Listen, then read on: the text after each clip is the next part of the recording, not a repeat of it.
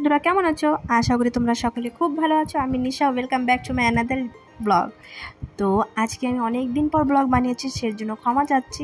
আর তোমরা যে নতুন আমার চ্যানেলে ভিজিট করছো, প্লিজ একটি চ্যানেলটিকে সাবস্ক্রাইব আর লাইক নিশ্চয়ই করে দেবে।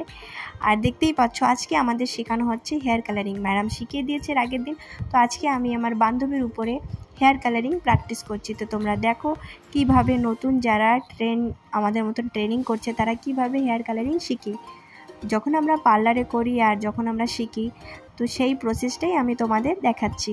আশা করি তোমাদের খুব ভালো লাগবে। আবার বলছি, যারা নতুন চ্যানেলে ভিজিট করছো, প্লিজ প্লিজ প্লিজ চ্যানেলটিকে সাবস্ক্রাইব করে দেবে। আমি আন্দামানে থাকি, তোমাদের মধ্যে যারা আমার চ্যানেলটিকে সাবস্ক্রাইব করে রেখেছো, আমার ভিডিওগুলো দেখো, তারা জানো। আর যারা নতুন তাদের জন্য বলছি। তো এখন আমি করছি আমার বান্ধবীর চুলে হেয়ার কালারিং। তো দেখতে থাকো, সেকশনটা খুবই ইম্পর্ট্যান্ট।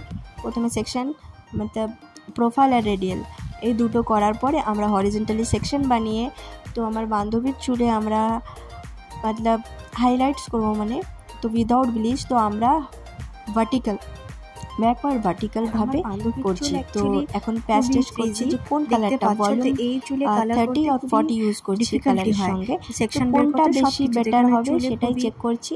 মতলব ফ্রিজি থাকে, সিল্কনেস থাকে না, তো রাফ থাকে, তো খুব অসুবিধা হয়।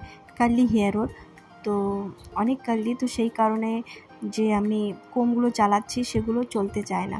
তো এইগুলো আর কালার একটা এরম জিনিস যেটা প্রসেস খুব জলদি হয়ে যায়।